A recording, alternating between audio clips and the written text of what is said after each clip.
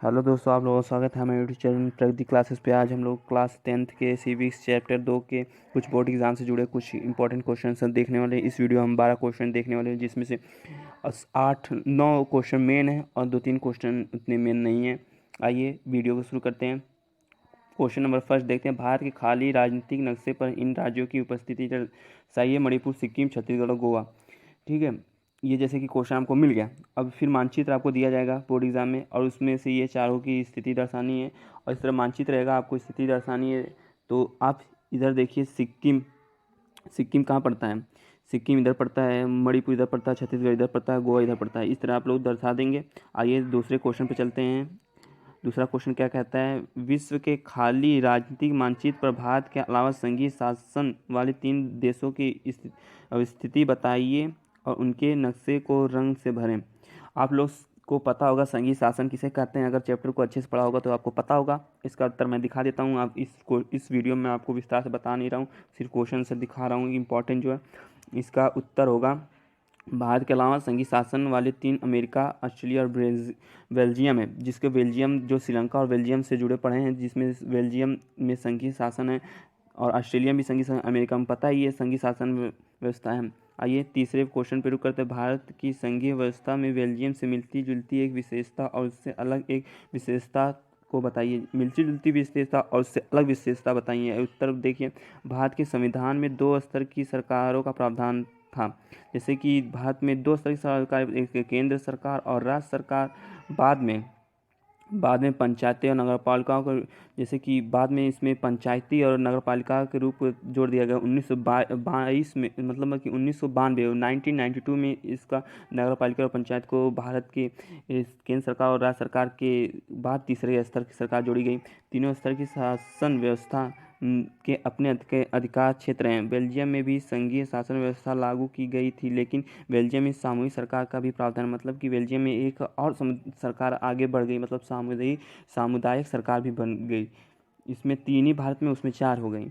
आइए चौथे पर रुक करते हैं। शासन के संघीय और एकात्मक स्वरूपों में क्या क्या मुख्य अंतर, इसके उदाहरणों के माध्यम से स्पष्ट करें।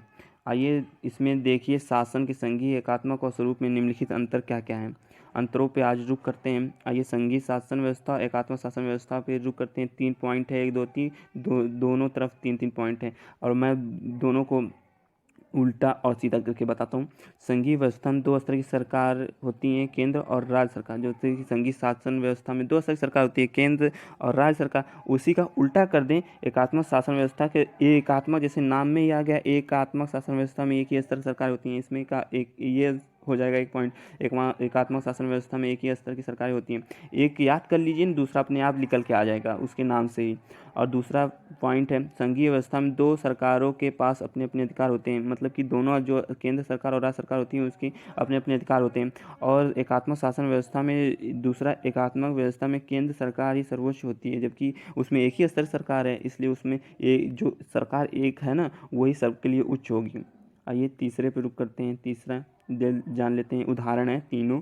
तीसरा पॉइंट, उदाहरण के लिए, भारत में सत्ता केंद्र और विभिन्न राज्यों में विभाजित है, मतलब कि सत्ता विभिन्न राज्यों और केंद्र में विभाजित है। और तीसरा उदाहरण के लिए, जो उसमें एकात्मक शासन व्यवस्था में, उदाहरण के लिए श्रीलंका में राष्ट्रीय सरकार के पास अधिकार है, मतलब सिर्फ श्रीलंका के पास ये अधिकार है, जैसे कि लोगों के दोहन वहन सब कर सकती है सरकार। बहुत ही इस तरह खराब होती है सरकारें। क्वेश्चन 5वें पर करते हैं। 1992 के संविधान संशोधन के पहले और बाद के स्थानीय शासन के 2 महत्वपूर्ण अंतरों को बताइए। क्या क्या अंतर है, आइए वो देख लेते हैं। दो महत्वपूर्ण अंतरों को बताना है। तो पहला, 1992 में संवैधानिक संशोधन पहले ग्राम पंचायतों और नगर पालिकाओं को राज्य सरकार के नियंत्रण में रखा गया था। जो संवैधानिक संशोधन नहीं हुए थे 1992 से पहले ना, उसमें ग्राम पंचायत और नगर पालिका पे सारे अधिकार राज्य सरकार करती थी। लेकिन जब 1992 में संवैधानिक संशोधन के बाद तीसरे स्तर को ज़्यादा शक्तिशाली, मतलब कि ग्राम पंचायत और नगर पालिका को अपने अधिकार दे दिया गया। और दूसरा है, 1992 में संवैधानिक संशोधन से पहले स्थानीय सरकार के लिए नियमित चुनाव भी नहीं कराए जाते थे। 1992 जो संवैधानिक संशोधन से पहले उनमें नियमित चुनाव भी नहीं कराए थे, लेकिन 1992 में संवैधानिक संशोधन के बाद स्थानीय सरकार निकायों के लिए नियमित, मतलब कि चुनाव नियमित हो गया। अब ये देखिए, छठा पे क्वेश्चन आया। ये इसीलिए बोला था मैं, इम्पॉर्टेंट कोई हो सकता है और कोई इम्पॉर्टेंट नहीं हो सकता है। ये देखिए, इम्पॉर्टेंट नहीं में आता है, लेकिन तब भी ये आ सकता है। ये आप लोग क्वेश्चन पढ़ लीजिए, ठीक है।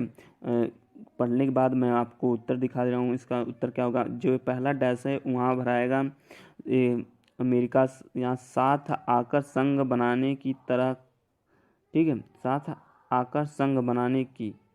और ये जो दूसरा डैश है इसमें भराएगा अधिक शक्तिशाली होगा। ये जो नीचे है अधिक शक्तिशाली, ये यहाँ भराएगा दूसरे में। अब तीसरे में क्या भराएगा कि प्रणाली साथ रहने की इसमें भराएगा। आइए अब सातवें प्रूफ करते हैं। सातवां क्वेश्चन क्या है, सातवां इंपॉर्टेंट नहीं, मैं आपको ये दिखा नहीं रहा, ये तो एकदम इंपॉर्टेंट नहीं है, इसको तब भी मैं दिखा दे रहा हूँ। उत्तर इसका आंसर इसका दिखा दे रहा हूँ। संगीता की प्रतिक्रिया अन्य दो की तुलना में बेहतर है। श्रीलंका के विपरीत भारतीय व्यवस्था ने देश में बोली जाने वाली सभी प्रमुख भाषाओं को समानता का दर्जा दिया है। इससे विभिन्न भाषाओं को बोलने वाले लोगों द्वारा सरकार की गतिविधियों में एक बड़ी भागीदारी सुनिश्चित की है। आइए आठवें प्रूफ करते हैं। संघीय सरकार की एक विशिष्टता है। पहला देखते हैं, राष्ट्रीय सरकार अपने अधिकार प्रांतीय सरकारों को देती है। दूसरा, अधिकार विधायिका कार्यपालिका न्यायपालिका के बीच बढ़ जाते हैं।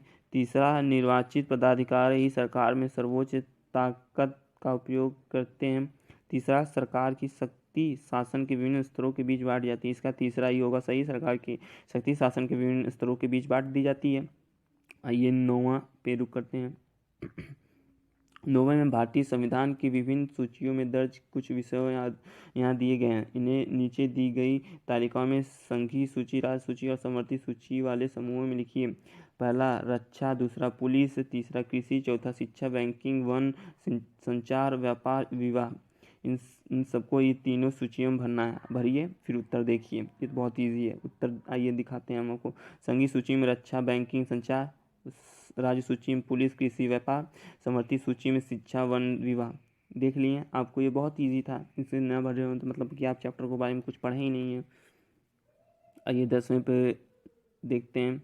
ये भी कुछ इम्पोर्टेंट नहीं उतना, तब भी नीचे भारत में शासन के विभिन्न स्तरों और उनके कानून बनाने के अधिकार क्षेत्र के जोड़े दिए गए। इनमें कौन सा जोड़ा सही मेल वाला नहीं है, इसमें से जोड़ा कौन सा सही मेल वाला नहीं है। राज्य सरकार राज्य सूची, हाँ ये तो सही है। और केंद्र सरकार संघीय सूची, ये भी सही है। केंद्र और राज्य सरकार समवर्ती सूची, ये भी सही है। चौथा, स्थानीय सरकार अवशिष्ट अधिकार, ये गलत है। ठीक है, अवशिष्ट अधिकार ये स्थानीय सरकार वाला गलत है। ये देखिए, इसका उत्तर भी देख लीजिए। आइए 11 पे बढ़ते हैं। इसमें मैच द कॉलम, जैसे कि सब लोग कहते हैं मिलान होता है, जो सूची पहले सूची दूसरे में मेल ढूंढने और नीचे दिए गए कोड के आधार पर सही उत्तर चुने। समवर्ती सूची मतलब सूची पहला सूची दूसरा।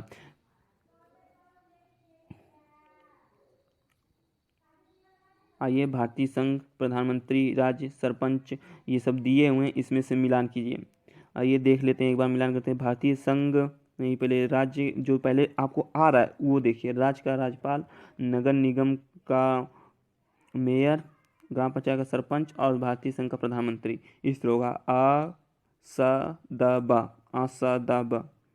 आइए देखते हैं इसका उत्तर का है असादाबा। देखिए उत्तर भी गाई दिया है, मतलब असादाबा। ठीक है, आप लोग मिला लिए होंगे। आइए लास्ट क्वेश्चन पे रुक करते हैं, जो 12वां है। इन बयानों पर गौर करें। ठीक है, जो बयान दिए हुए हैं उन पर गौर कीजिए। पहला, संघीय व्यवस्था में संघ और प्रांत सरकार के अधिकार स्पष्ट रूप से तय होते हैं। दूसरा है, भारत एक संघ है क्योंकि केंद्र और राज्य सरकार के अधिकार संविधान में स्पष्ट रूप से दर्ज हैं और अपने अपने विषयों पर उनका स्पष्ट अधिकार है। तीसरा, श्रीलंका में संघीय व्यवस्था है क्योंकि उसे प्रांतों में बांट दिया गया है। चौथा, भारत में संघीय व्यवस्था नहीं रही क्योंकि राज्य में कुछ अधिकार स्थानीय शासन की इकाइयों में बांट दिए गए हैं। ऊपर दिए गए बयानों में कौन सा सही है। इसमें और मेरे हिसाब से आ होगा और दूसरा हो सकता है बा या सा हो सकता है। बा या सा हो सकता है, देखते हैं क्या है। आ और बा है, देखिए आ और बा है, ये गा वाला सही होगा। और आ और बा का ना यहाँ हमारे क्वेश्चन 12 समाप्त होते हैं, जिसमें 2 इम्पॉर्टेंट नहीं थे। आपको ये वीडियो देख के कैसा लगा हमें कमेंट सेक्शन में जरूर लिखें। आपको जिस सब्जेक्ट से या जिस टॉपिक या से रिलेटेड वीडियो चाहिए हमें कमेंट सेक्शन में जरूर लिखिएगा। हम उनको आपको प्रोवाइड करवाएंगे और मिलते हैं नेक्स्ट वीडियो में। वीडियो देखने के लिए धन्यवाद।